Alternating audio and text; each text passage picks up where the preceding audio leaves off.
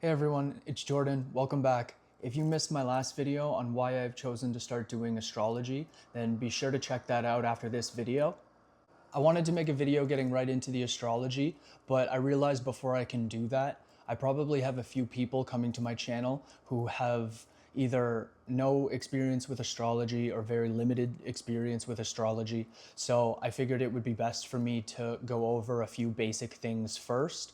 So I think that's what we're going to do here in this video for you guys. Generally, most people who have heard of astrology before are aware of the 12 signs and they know the one sign that they're associated with because of their birthday. But in this video, I'm going to tell you that most people are associating themselves with the wrong sign. Because most people are associating with the sign of the day they were born based on the month, generally, most people are associating themselves with their sun sign. And that's all cool if you're looking for a horoscope and trying to just get a basic idea of that sign's energy for any particular day. But most people are doing it wrong. So the sun generally represents the core of your entire astrological chart, and you have many more signs than just the one. And the one that people should be associating with is the rising sign, because the rising sign is associated to the time in which you were born and the sign that was rising on the horizon at the moment that you were born down to the minute. And this will shift every 2 hours or so. So I'm going to break this all down a little bit because there's a lot more to astrology than most people realize. Most people associate with the one sign, the sun sign, and they think that's it. And then most people get turned away from astrology because they start to think that this one sign doesn't necessarily represent their entire personality. And that's because if somebody is doing a horoscope for themselves or having a horoscope done for themselves based on just their sun sign, they're not actually getting the full scope of their personality. And actually, most people don't really know this, but the word horoscope actually comes back from ancient Egypt, where it refers to the Egyptian god Horus, who would represent the enlightened pharaoh or the enlightened one, and also representing of the pineal gland. But the term horoscope means the full scope of Horus. So if Horus is the fully enlightened human, then the full scope of Horus would be the 12 zodiac signs broken down into the 12 different aspects of the full personality. So then, in order to get a full view of your personal astrology, you would have to get your entire astrological birth chart. And to do this, you can just go online to any website that does birth chart calculation or natal chart calculation, and it will give you either a wheel or like a listed chart. I prefer the listed chart. I think it's a lot easier to understand for beginners. So I would do that. But when you do this, you're going to enter your birthday, so the month, the day, the year, and the time, and then you're going to enter the location of the place that you were born, and then the computer that you're using is going to be able to generate an entire birth chart for you, where you'll notice that you have your sun sign, but then you'll also have another sign to represent your moon, and then it's going to continue through the solar system.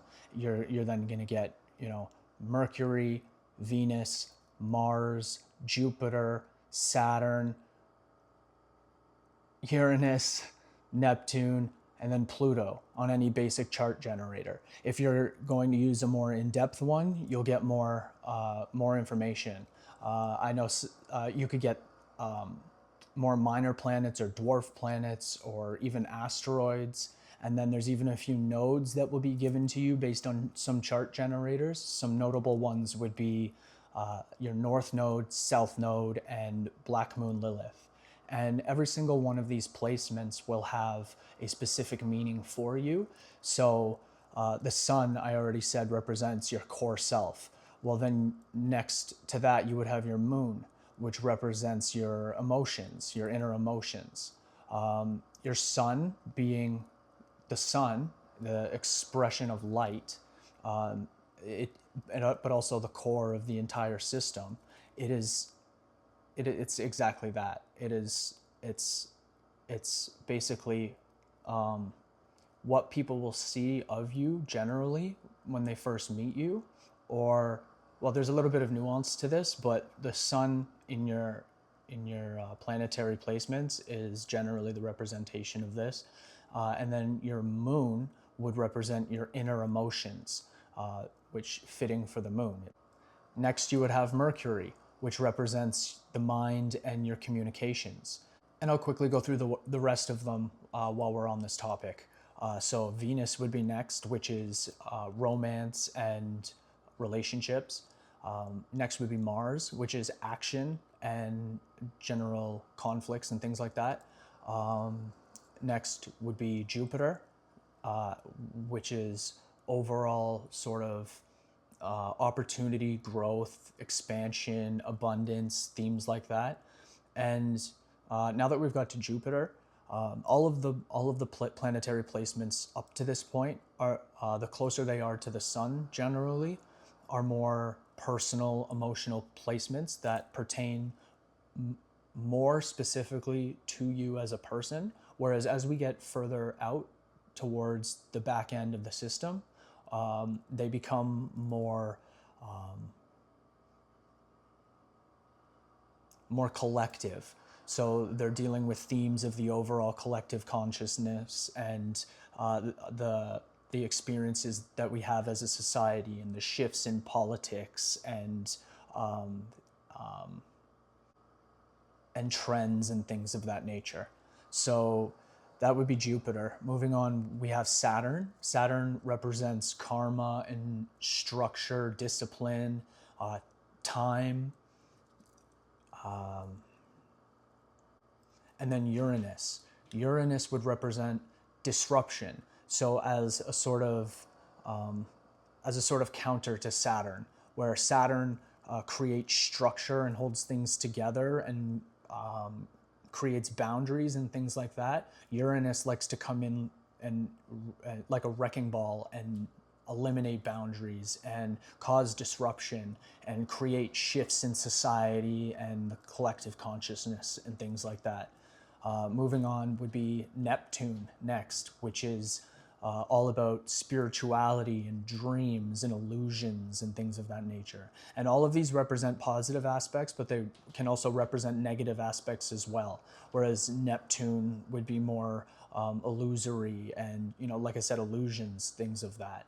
And then last of the main planets that any chart would give you is Pluto. So Pluto coming in at the very back represents deep transformation and death, rebirth cycles, things like that. So each of these placements will show up in your chart with a different sign, and that sign will generally sort of flavor the theme of that particular area of interest for you. So depending on what your moon is, for example, will obviously create shifts in your emotions. So if you have a Capricorn moon, you might have very rigid emotions, very maybe a little like very well structured and disciplined and maybe a little uncomfortable at times. I myself have an Aries moon, and so it deals with a lot of over energetic, a lot of conflicting emotions, a lot of desire for independence, and a quickness to argue if conflicted. So things like that. So that's the general planetary placements that you would get on any chart. And all of those placements can be found for you with just your birthday.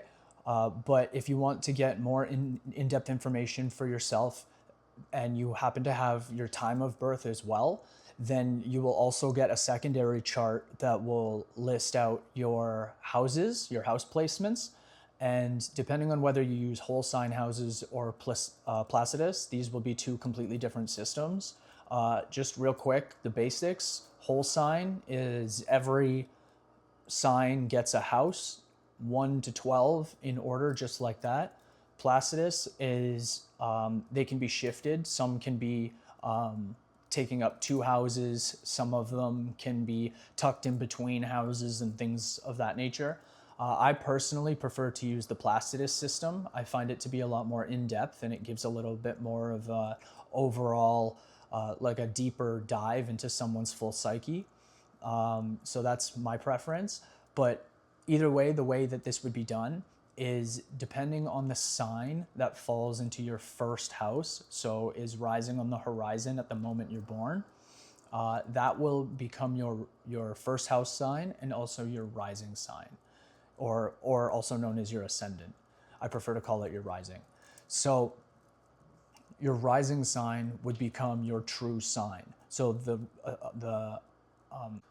sign that you should be associating yourself with, rather than the sun that most people commonly do associate themselves with for their horoscopes. And this will give you a much more precise readout on your astrology if you're just to use one specific sign at a time. The reason being is that each of the planets will represent an aspect of yourself specifically, almost on a physical level. They're pretty much the embodiment of each of these themes.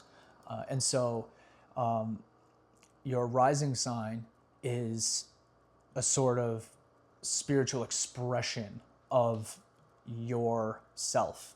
So you would take the rising sign and it would sort of express itself through a sort of filter of each of these other placements. So it's sort of woven into all of them together.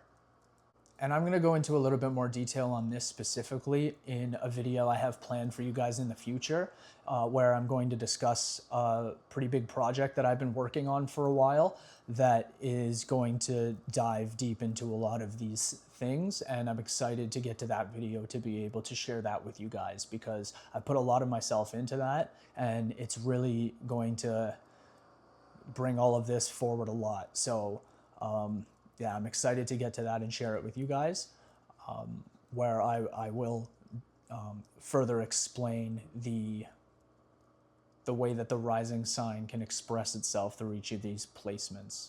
So stay tuned for more information on that.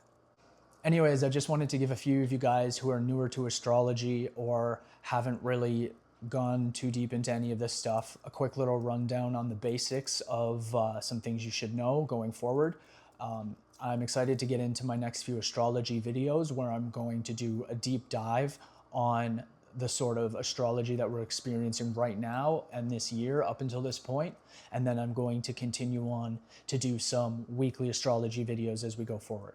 I'm excited about that. If you guys are interested in that or got any value from this video, then please like, comment, and subscribe. I'd love to hear your thoughts, and I'd love for you guys to be able to get notified when my future videos come out, because I'm going to continue updating the video quality as I do. I know I haven't done too much here, but you know, I'm going to update one thing at a time, I think, as I go forward with each video, until, you know, it's up to par with what I really think that this channel could be. So if you guys want to support that and keep this pushing, then please drop a like, subscribe, and stay tuned for my next video.